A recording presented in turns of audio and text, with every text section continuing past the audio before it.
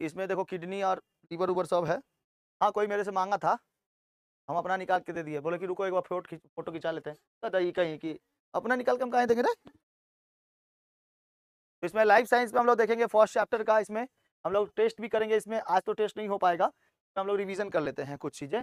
हम लोग ग्लैंड्स के बारे में पढ़े थे। इसमें देखो ऊपर टोपी टोपी नुमा सब दिखाई दे रहा है ना, ठो लीवर उबर सब है। तो लीवर क्या है, एक एक्सोक्राइन ग्लैंड का एक हिस्सा है। इंडोक्राइन ग्लैंड में कौन कौन आते हैं, तो एक पीनियल ग्रंथि आता है जो कि किसमें है, ब्रेन में है। उसके साथ साथ क्या आता है, एक पीनियल होता है, और एक बताओ हाइपोथैलेमस और पिट्यूटरी ग्लैंड्स, ये सब होते हैं, गले में होता है। अब बताओ इंडोक्राइन ग्लैंड की विशेषता क्या है। इंडोक्राइन ग्लैंड जो होते हैं इसमें ब्लड टच होते हैं, इसके अंदर से हार्मोन्स निकलते हैं, और क्या होता है इसके लिए अलग डक्ट की जरूरत नहीं होती है, इसके अंदर से हार्मोन्स निकलते हैं, और सभी का हार्मोन का स्राव अलग अलग रूपों में होता है, अलग अलग जगहों से। ब्रेन भी क्या है, एक प्रकार का थैलम, उसके अंदर ग्रंथियां हैं, ग्रंथियों के हिस्से से निकलता है, जिससे पीनियल ग्रंथि हो गया, हाइपोथैलेमस हो गया, पिट्यूटरी ग्लैंड हो गया। पिट्यूटरी ग्लैंड से बहुत सारे हार्मोन्स निकलते हैं, जिसकी वजह से उसको मास्टर ग्लैंड कहते हैं। समझ में आ गया, मास्टर ग्लैंड कहते हैं। आगे बढ़ा जाए तो आगे हम लोग देखते हैं इसमें, तो इसमें सबसे पहले आता है कि मनुष्य की अंतःस्रावित ग्रंथियां और उसमें स्रावित होने वाले हार्मोन्स। ठीक है, मनुष्य की अंतःस्रावित ग्रंथियां, इसमें सबसे पहले कौन सी ग्रंथि है, पीयूष ग्रंथि है। कौन सी ग्रंथि बाबू, पीयूष ग्रंथि। पीयूष ग्रंथि को हम लोग पिट्यूटरी ग्लैंड कहते हैं। इसका स्राव नियंत्रित हाइपोथैलेमस द्वारा होता है। मतलब पीयूष ग्रंथि से कितने ज्यादा हार्मोन्स निकलेंगे, कितने कम निकलेंगे, ये सब का स्राव कौन कराता है, हाइपोथैलेमस उसको पकड़ के रखता है। हाइपोथैलेमस बताता है कि तुमको यहाँ पर 2 किलो चावल देना है, 5 किलो चावल देना है, यहाँ पे 5 लीटर हार्मोन बहाना है, यहाँ पे 10 लीटर हार्मोन बहाना है। वो कौन कंट्रोल करता है, हाइपोथैलेमस। समझ में आ गया। जैसे आपके ऊपर भी कोई ना कोई कंट्रोल है, तो मम्मी पापा का कंट्रोल है, तो उसी तरह ये पीयूष ग्रंथि पे भी कंट्रोल किसका है, हाइपोथैलेमस का। नहीं तो मेरे ऊपर कंट्रोल, मेरा तुम्हारे ऊपर कंट्रोल, दोनों इधर उधर गया, कहीं गया इधर उधर तो पीठ पाट देंगे। समझ में आ गया, तो पीठ और पाट दोनों होता है। तो इसलिए मनुष्य में पीयूष ग्रंथि के स्राव का नियंत्रण कौन करता है, हाइपोथैलेमस। इसलिए हाइपोथैलेमस भी एक प्रकार का क्या है, इंडोक्राइन ग्लैंड है। समझ में आ गया, अरे समझ में नहीं आ रहा है। अब हाइपोथैलेमस पीयूष ग्रंथि के अग्रभाग एवं पश्च भाग दोनों का स्राव हार्मोन का नियंत्रित करती है। देखो पीयूष ग्रंथि के 2 भाग हैं, एगो अग्रभाग और एगो पश्च भाग। इसको कहते हैं अग्रभाग, इसको कहते हैं पश्च भाग। जब आपको पढ़ाएंगे हम नर्वस सिस्टम, तो नर्वस सिस्टम में ब्रेन के बारे में पढ़ाएंगे। ब्रेन में बताएंगे कि एगो अग्र मस्तिष्क होता है, एगो मध्य मस्तिष्क होता है, एगो पश्च मस्तिष्क होता है। कितने प्रकार के मस्तिष्क, 3 प्रकार के, अग्र मस्तिष्क, मध्य मस्तिष्क और पश्च मस्तिष्क। लेकिन अभी आप पढ़ रहे हो क्या चीज, किसके बारे में पढ़ रहे हो, अभी पढ़ रहे हो ग्रंथियों के बारे में। तो ग्रंथि के बारे में जानिए ना, ब्रेन के बारे में कहाँ जाएंगे। ब्रेन जब आएगा तो ब्रेन के बारे में टोटली पढ़ा दिया जाएगा। अभी ब्रेन आएगा आप लोग का, पूरा सोडियम से चलता है ब्रेन। ठीक है, उसी तरीके से जब हाइपोथैलेमस और पीयूष ग्रंथि के अग्रभाग से पश्च भाग को स्रावित करने का काम किसका होता है, हार्मोन को नियंत्रित करने का काम किसका होता है, किसका, हाइपोथैलेमस का। देखो यहीं पर है हम लोग का कौन सा ग्रंथि, पिट्यूटरी ग्रंथि। कौन सी, पिट्यूटरी ग्लैंड, यहीं पर है पिट्यूटरी ग्लैंड। समझ में आ गया, इसका सबसे अग्रभाग और पश्च भाग, अग्रभाग और पश्च भाग। इसी में अगर हम लोग देखते हैं ध्यान से देखो, पीयूष ग्रंथि मस्तिष्क के नीचे स्फेनॉइड और अस्थियों में, जैसे स्फेनॉइड अस्थियों में बोन्स के बनी सेलाटर्सिया नामक गर्त कैविटी में दिखाई देती है। पीयूष ग्रंथि अपने द्वारा स्रावित हार्मोन की सहायता से अन्य सभी अन्य अंतःस्रावित ग्रंथियों के स्राव को नियंत्रित करती है। पीयूष ग्रंथि को नियंत्रित कौन करता है, हाइपोथैलेमस। और सारे ग्रंथियों से निकलने वाले जितने भी हार्मोन्स हैं उसको नियंत्रित कौन करता है, पिट्यूटरी ग्लैंड। इसीलिए इसको कहते हैं मास्टर ग्लैंड। समझ में आ गया, समझ में आ रहा है, क्या बोले। पीयूष ग्रंथि को कंट्रोल कौन किया, हाइपोथैलेमस। हाइपोथैलेमस जब पीयूष ग्रंथि को कंट्रोल कर रहा है कि कितना ज्यादा तुमको हार्मोन निकालने हैं, कितना कम निकालना है, कितना ज्यादा निकालना है, इसको कंट्रोल करने का काम किसके पास है, जैसे वैसे छोड़ो हटाओ।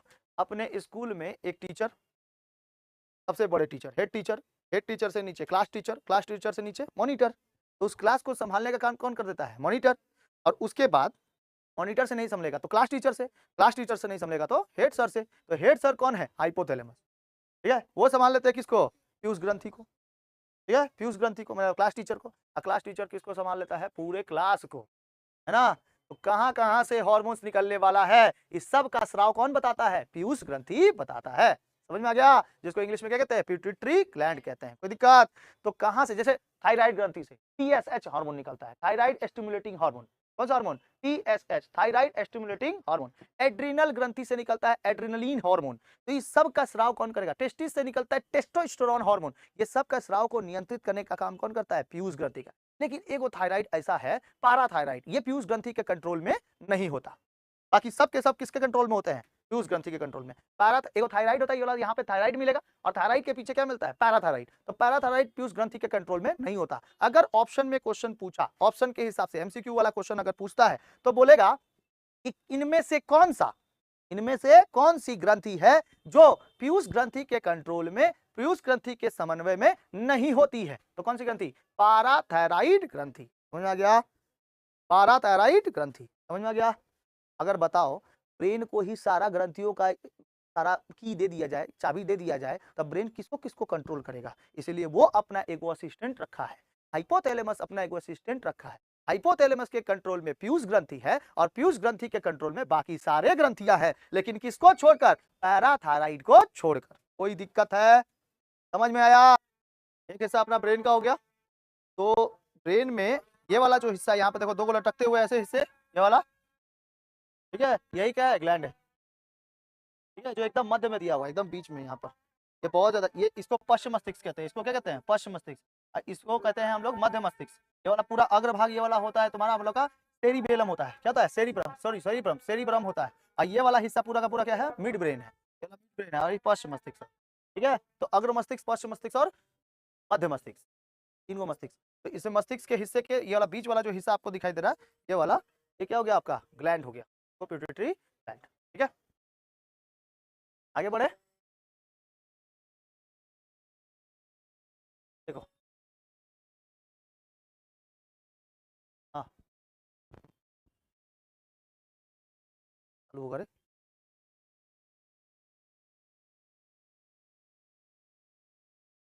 ब्रेन का हिस्सा ये, ऐसा ब्रेन का बीच में ना पार्टीशन है, और इसी के नीचे ही वाले हिस्से में ही, नीचे वाले हिस्से में ही पाया जाता है कौन सा ग्लैंड? पिट्यूटरी ग्लैंड, ठीक है। समझ में आया? देखिए सब कोई, ये देखो, एक ब्रेन का इधर वाला हिस्सा है और एक ब्रेन का इधर वाला हिस्सा है, बीच में पार्टीशन है, ब्रेन एक ही जोड़ा है, ठीक है। और नीचे वाले साइड में क्या पाया जाता है? वो थैलेमस, हाइपोथैलेमस और पीनियल ग्रंथि और पिट्यूटरी ग्लैंड पाया जाता है। आगे बढ़े,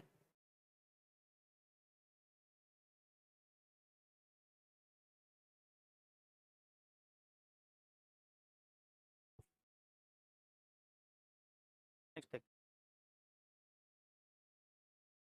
हार्मोन का स्राव जो होता है, हार्मोन का स्राव उचित मात्रा में नहीं होने से मनुष्य के शरीर में विभिन्न प्रकार की विकृतियां दिखाई देती हैं। अलग अलग प्रकार की कुछ कुछ इंटेंशन या फिर अलग प्रकार की कुछ विकृतियां एवं रोग उत्पन्न दिखाई देते हैं, रोग दिखाई देते हैं। अब ये रोग जो होते हैं वो कैसे होते हैं? अरे हो गया ना?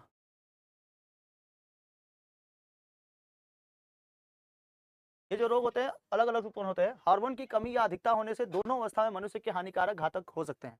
अगर ज्यादा भी हो गया तब भी प्रॉब्लम है और कम हो गया तब भी प्रॉब्लम।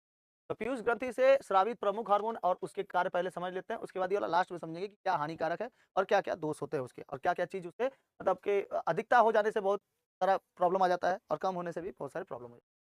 तो पहले पीयूष ग्रंथि को समझो कि पीयूष ग्रंथि के अग्रभाग से कौन कौन से हार्मोन्स निकलते हैं? ACTH, GH, TSH, GH, ऐसे करके बहुत सारे हार्मोन्स निकलते हैं। उसके साथ साथ क्या निकलता है? LTH निकलता है। ये इसको प्रोलैक्टिन भी कहा जाता है, जिसमें दूध का स्राव होता है, ठीक है, दूध का स्राव इसमें ही से होता है, ठीक है, LTH हार्मोन।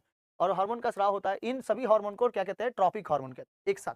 जैसे lactotropic hormone ACTH, adrenocorticotropic hormone, उसके साथ साथ DH growth tropic hormone, H होता है एक्चुअली में, गोनाडोट्रॉपिक हार्मोन, ठीक है। इस तरीके से तो सब के सब कैसे हार्मोन्स है? LTH वाले यानी ट्रॉपिक हार्मोन्स होते हैं। सब कैसे हैं? ट्रॉपिक हार्मोन्स है। और ट्रॉपिक हार्मोन्स जो होते हैं वो सब किससे निकलते हैं? किससे? पीयूष ग्रंथि से निकलते हैं।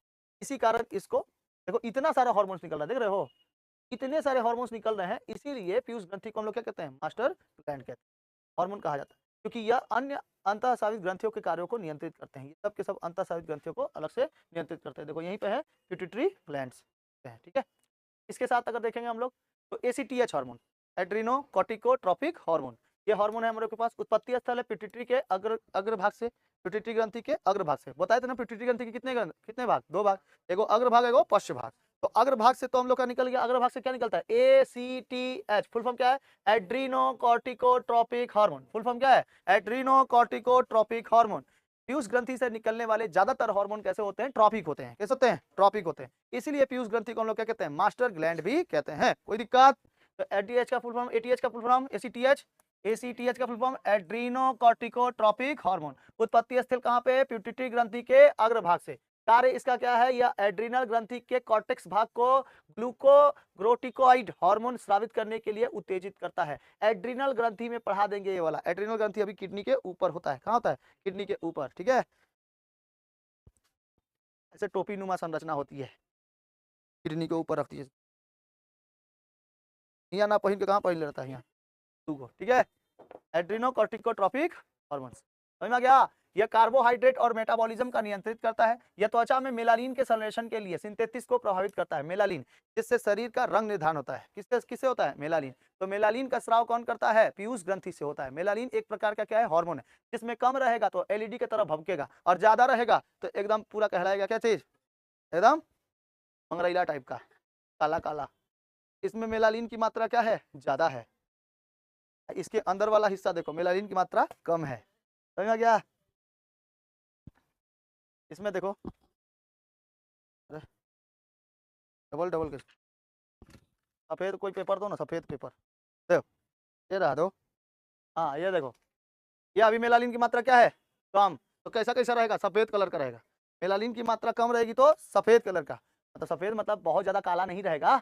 तो जो बहुत ज्यादा सफेद कलर के होते हैं ना, तो उनको चर्म रोग भी होने की संभावना सबसे ज्यादा होती है। स्किन इन्फेक्शन बहुत ज्यादा हो जाता है, ठीक है। मेलानिन, तो मेलानिन ही निर्धारण करता है, अगर ज्यादा हो गया तो सांवला और कम हुआ तो गोरा, एलईडी बल्ब की तरह एकदम भभकेगा, खतरनाक। उसके बाद कौन होता है? GH hormone. जीएच हार्मोन को हम लोग ग्रोथ हार्मोन भी कहते हैं। वृद्धि हार्मोन किसको कहते हैं? इसी को कहते हैं जीएच हार्मोन कहो चाहे सोमैटोट्रोपिक हार्मोन कहो, एसटीएच। यह हड्डियों एवं उत्तकों की वृद्धि को नियंत्रित करता है। हड्डी कितना लंबा होगा, कितना मजबूत होगा, और कितना ज्यादा उसमें मांस जमे रहेंगे। क्योंकि आपको पता है, याद करिए, सेल सेल को जोड़ते हैं तो क्या बनता है? टिश्यू बनता है।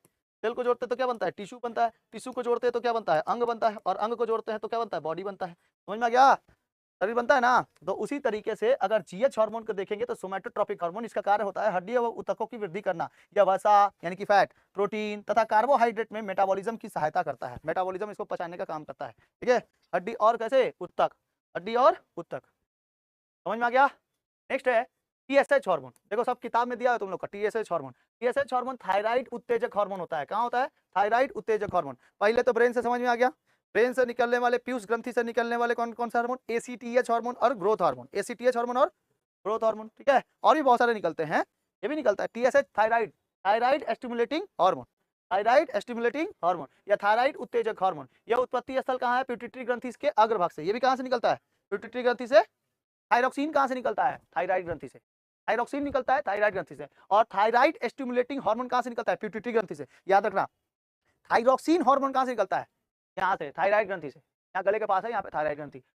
थायराइड स्टिमुलेटिंग हार्मोन कहाँ से निकलता है? पिट्यूटरी ग्लैंड से निकलता है। समझ में आ गया? वो भी कहाँ से? पिट्यूटरी ग्लैंड के अग्रभाग से। देखो बाबू, एकदम ध्यान से पढ़ो, दिमाग में टेंशन मत लो कि हमको याद ही नहीं हो रहा है।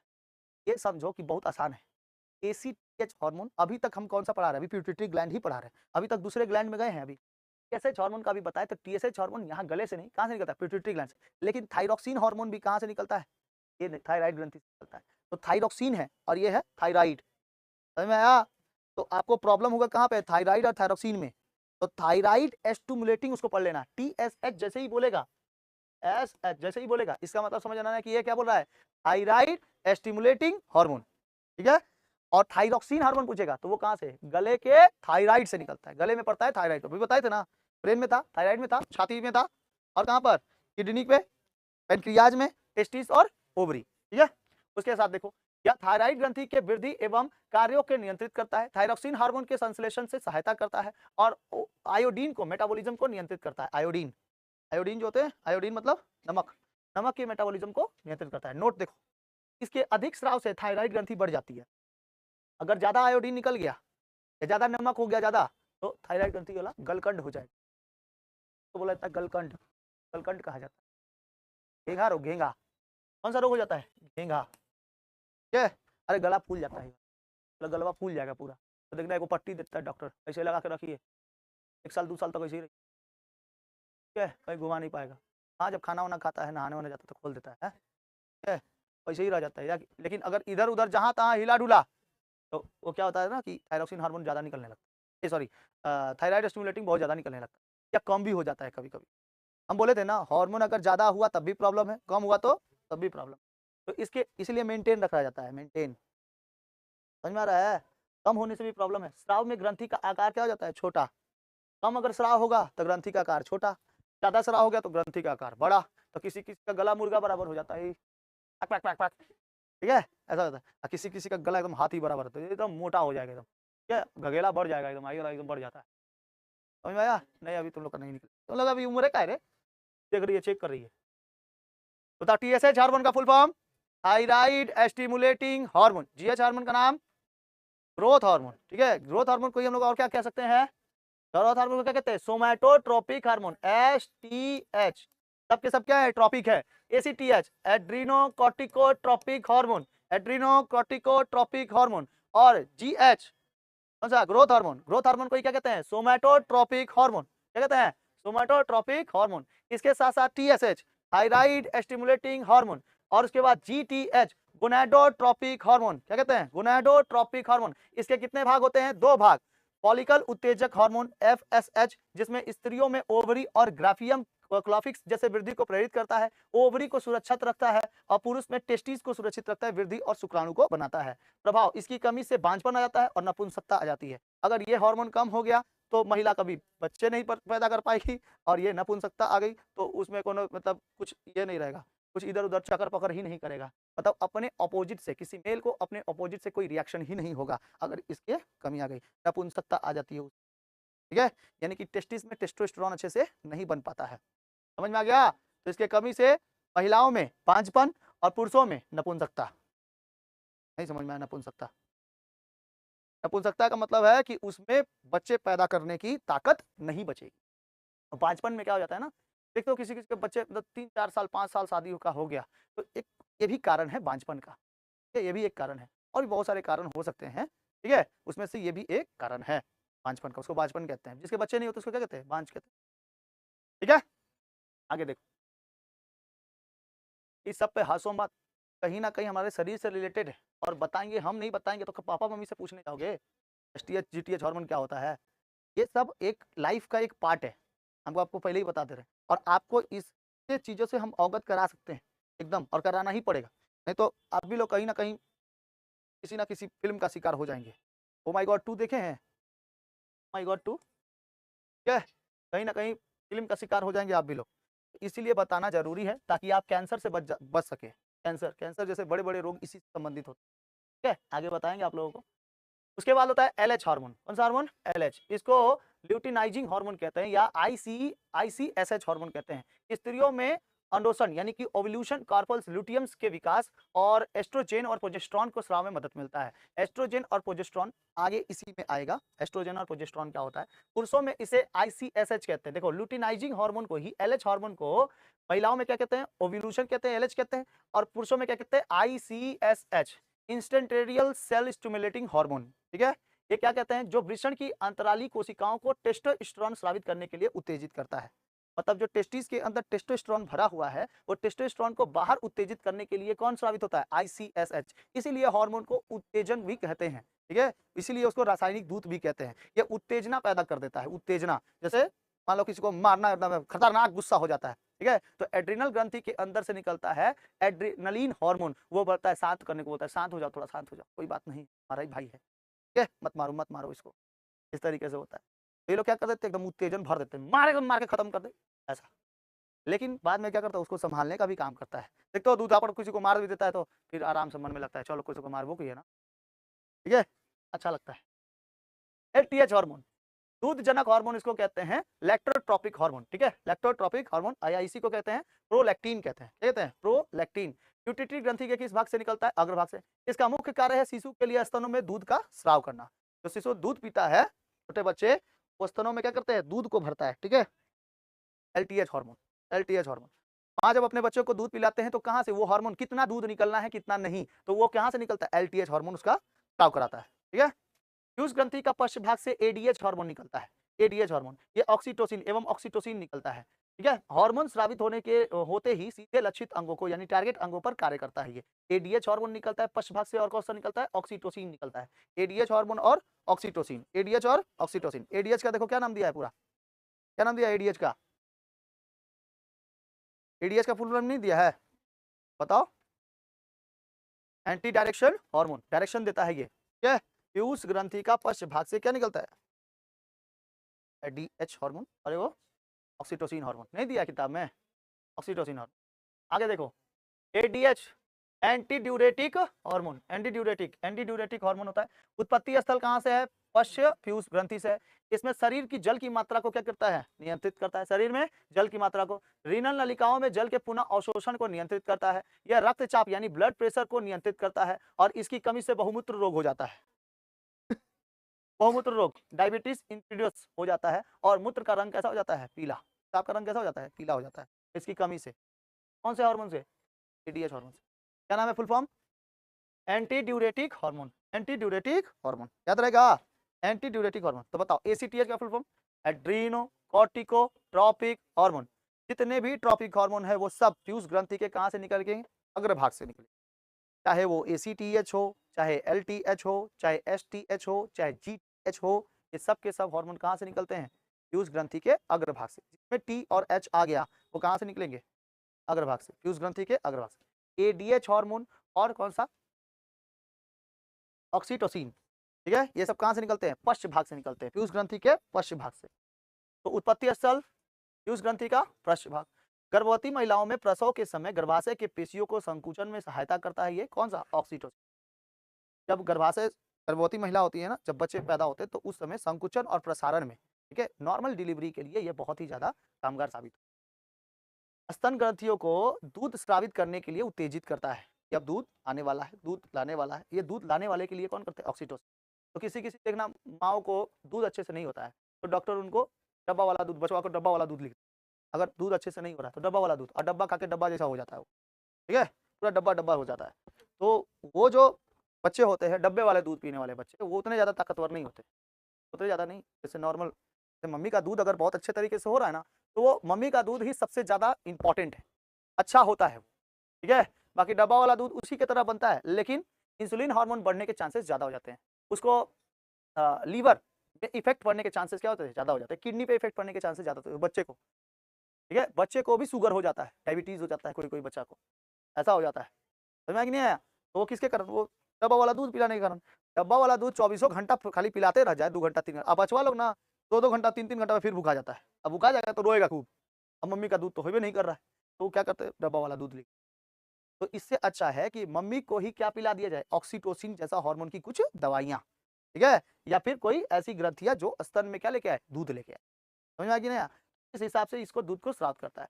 प्री स्खलन के समय वृषण की पेशियों को संकुचन में मदद करता है ऑक्सीटोसिन, ठीक है, वृषण यानी टेस्टीज। तो ये मेल और फीमेल दोनों में। देखो दूध का स्राव इस तरीके से, इस जगह पूरा ग्लैंड ही ग्लैंड है, इस ग्लैंड से निकलता है, दूध का स्राव होता है, ठीक है। तो कौन सा, ये ऑक्सीटोसिन और पिक्टोनियन, ये गर्भवती महिलाओं में, ठीक है। इसको मेमोरी ग्लैंड कहते हैं, याद रहेगा, मेमोरी ग्लैंड। नेक्स्ट ग्लैंड है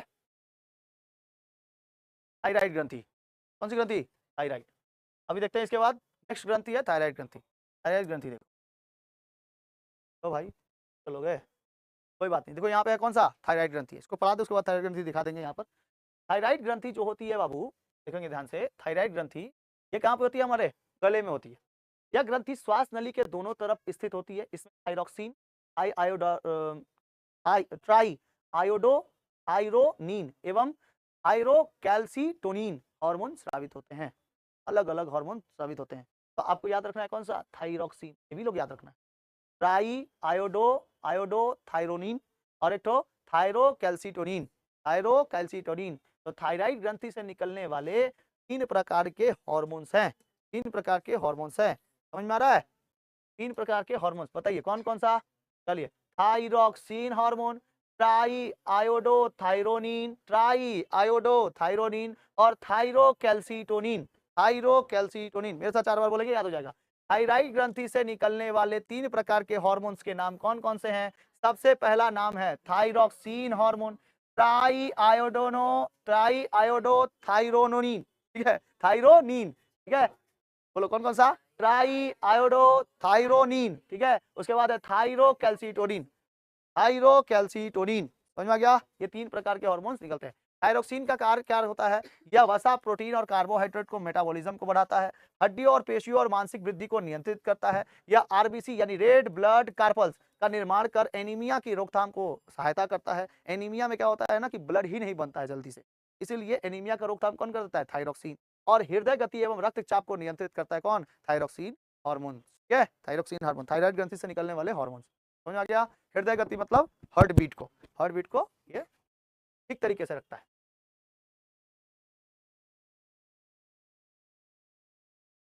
यहीं पे होता है थायराइड ग्रंथि, दिख रहा है? नहीं दिखाई दे रहा है? ये रहा, देखो ये रहा इतना बड़ा सा थायराइड ग्रंथि, ठीक है। इसके ऊपर वाला तो, ये वाला तो पूरा का पूरा, ये वाला हिस्सा जो है, ये सफेद कलर का जो दिखाई दे रहा है, ये यहाँ पर ना इस जगह पे पूरा का पूरा आपका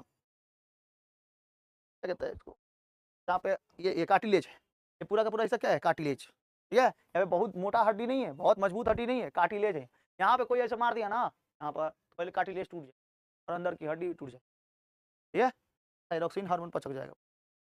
थायराइड ग्रंथि ये वाला है पूरा का पूरा थायराइड ग्रंथि, ठीक है। ये थायराइड ग्रंथि है, इसको थायराइड कार्टिलेज कहते हैं। यहाँ पे थायराइड कार्टिलेज, समझ में आया? दिखाई दे दिया? कहते हैं थायराइड कार्टिलेज। आगे बढ़े,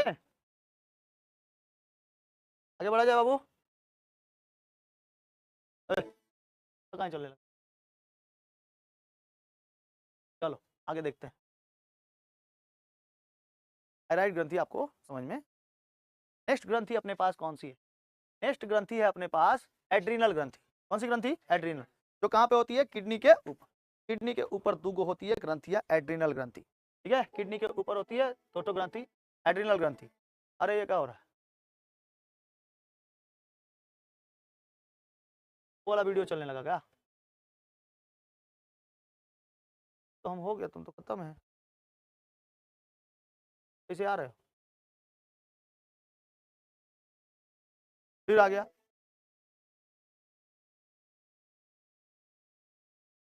आने दो उसको, कोई बात नहीं। देखो एड्रीनल ग्रंथियों में क्या होता है, ये प्रत्येक वृक्क यानी किडनी के ऊपरी सिरे पर स्थित होती है। इसके बाहरी भाग में क्या होता है? कार्टेक्स होता है और भीतरी भाग में मेडुला होता है, ठीक है। किडनी के ऊपर जो एड्रीनल ग्रंथि पाई जाती है, इसके बाहरी भाग में क्या होता है? कार्टेक्स और भीतरी भाग में मेडुला होता है। एड्रीनलिन हार्मोन इसमें से निकलता है, इसको इमरजेंसी हार्मोन कहते हैं, या फिर इसी को कहते हैं फाइट एंड फ्लाइट, ठीक है। उड़ो और भागो हार्मोन, उड़ो और लड़ना या भागना, फाइट एंड फ्लाइट, ठीक है। लड़ो और भागो लड़ो और भागो। तो लड़ने या भागने के लिए क्या होता है? तैयार होता है ये, लड़ने के लिए या भागने के लिए काम करता ही है। मार दो और उसके बाद भाग जाओ। तो ये इसमें इमरजेंसी हार्मोन इसीलिए इसको कहते हैं। देखो क्योंकि यह भय, क्रोध, उत्तेजना के समय क्या होता है? स्रावित होता है। भय लगेगा तब स्रावित हो जाएगा, ज्यादा स्रावित हो गया तो और भय लगेगा 90-20 की तरह, एकदम खतरनाक, ठीक है। और क्रोध आया तो एकदम खत्म, मार देंगे, एकदम याद नहीं करता है, ठीक है। वो क्रोध है बहुत ज्यादा। अरे वो क्या चीज? उत्तेजना। आज तो इसको खत्म कर डालो, मार खत्म कर डालो, ठीक है। ऐसा है, या तो आज तो पढ़ के एकदम रखिए रहेंगे, ऐसा भी होता है। तो ये हृदय की धड़कन को भी क्या करता है? रक्तचाप को भी बढ़ा देता है। हृदय की धड़कन और रक्तचाप, देखना तू हमके बोल कैसे दे ले रहे, ऐसे बोला है तुम हमको, ठीक है। नहीं होता कोई कोई एकदम दिमाग में भर के रखता है कि आज मारेंगे तो मारेंगे, एकदम तेजना बढ़ा देता है। दिल की धड़कन बढ़ जाता है, लगता है कि आज सर पीटे, होमवर्क करके आए हैं, याद नहीं करके आए हैं, सर पीटेंगे एकदम, कुछ तो हुआ एकदम, ठीक है। हम कह रहे थे गुस्से में, तो मान लो सर कोई क्या है गुस्से में एकदम, तो तुम लोग को क्या लगेगा? भय, और हमको लगेगा क्रोध, और दोनों के दोनों क्या हो जाएंगे? उत्तेजना, ठीक है। सर हमसे सुनेंगे और हम रहेंगे उत्तेजन में, सुनाएंगे, ऐसे ना। क्या करेंगे?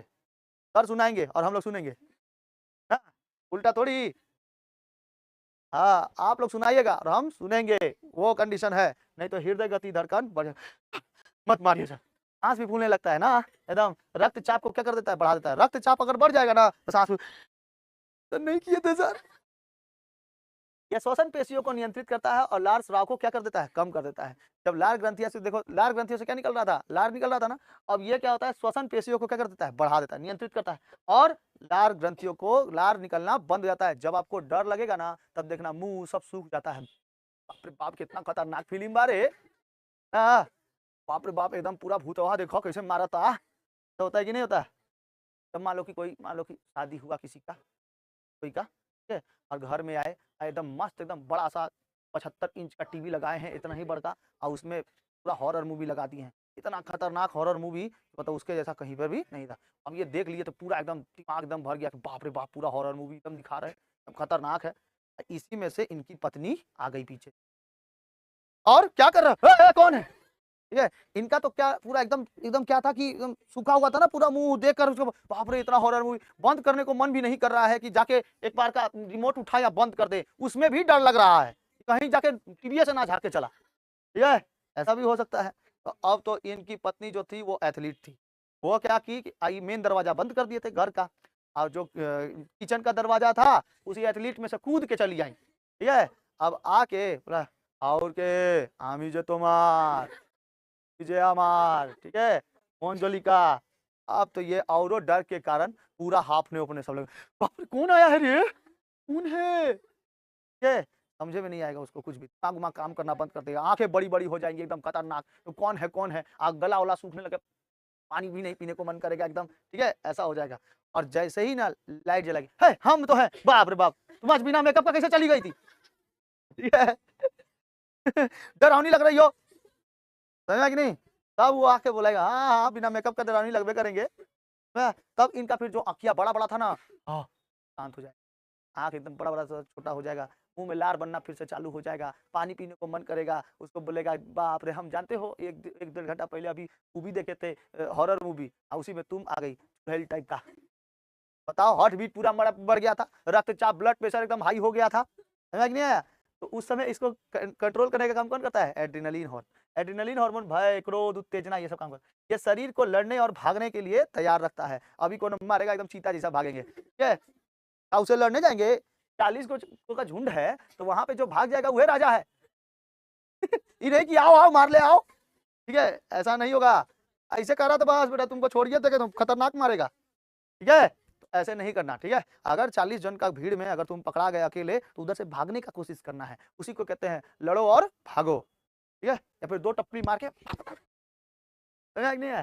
तो उस समय बोलेगा नहीं रुको रुको, अभी हमारा हार्मोन काम कर रहा है, ठीक है, हार्मोन काम कर रहा है, कौन सा हार्मोन, एड्रेनलिन हार्मोन, समझा क्या। तो एड्रिनल ग्रंथि से कौन सा हार्मोन निकलता है, एड्रेनलिन हार्मोन निकलता है, याद रहेगा। एड्रिनल ग्रंथि से एड्रेनलिन हार्मोन, थायराइड ग्रंथि से थायरॉक्सिन हार्मोन, ठीक है, थायराइड ग्रंथि से थायरॉक्सिन हार्मोन। और पिट्यूटरी ग्लैंड से तो अग्रभाग से सारे ट्रॉपिक हार्मोन निकलते हैं, जैसे ACTH, LTH, somatotropic hormone, STH, growth hormone, ये सब निकलते हैं। ADH हार्मोन निकलते हैं पश्च भाग से, ठीक है। आगे बढ़े, अब देखो आप लोग वीडियो देख लोगे तो समझ में आ जाएगा, वीडियो दिखा दे।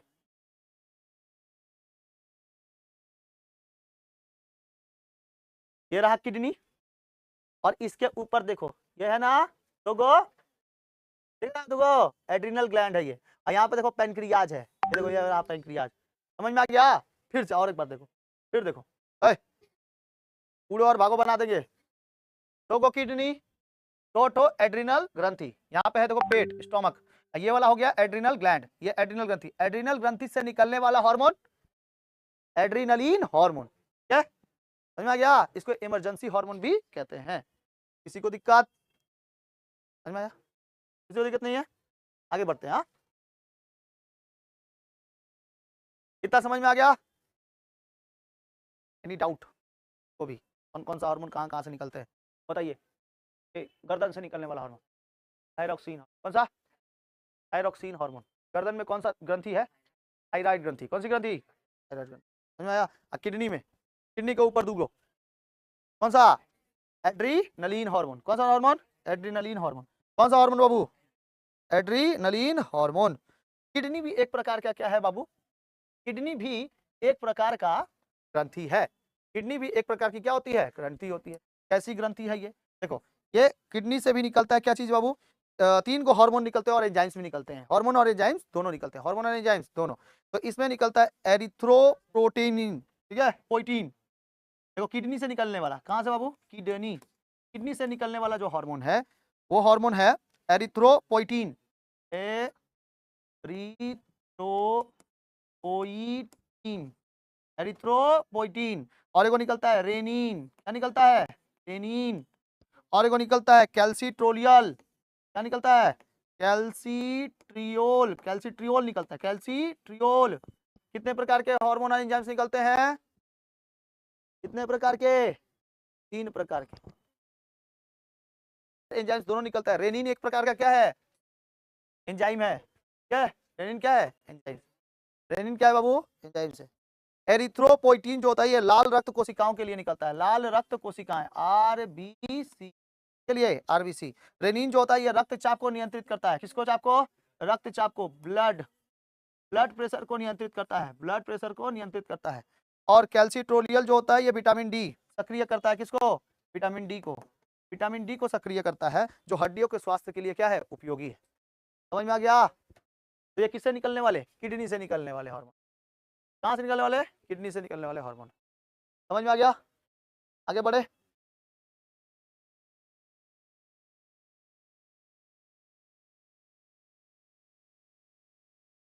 रेड ब्लड सेल है और व्हाइट ब्लड सेल, ये सब क्या है, रेड ब्लड सेल। और जो व्हाइट व्हाइट कलर का दिखाई दे रहा है वो व्हाइट ब्लड सेल। ऐसे ही भागते रहते हैं। हरा से क्या लेना देना है तुम लोग को, आरबीसी देखना रे। तब अच्छा से मिल जाता है, खोदियाने लगता है, सारे को खोदिया ले के बारे में। देखो ध्यान से,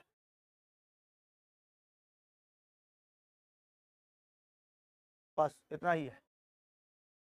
इतना मस्त हिस्सा है, आप लोग को दिखाई दे दिया। आगे बढ़े। अंतःस्रावित ग्रंथि हो, अग्नाशय एक प्रकार का क्या है, 3 हार्मोन और रुकेगा, 3 हार्मोन और ग्लूकेगान। चलो इसको नेक्स्ट क्लास में आप लोग को बता देंगे। तो इंसुलिन हार्मोन और ग्लूकेगान है, ये कहाँ से निकलता है, पेनक्रियाज से निकलता है। 2 प्रकार के हार्मोन्स निकलते हैं पेनक्रियाज से। तो अब पढ़ना है क्या चीज बारे में, पेनक्रियाज, जो मिक्स ग्लैंड के बारे में पढ़ना है।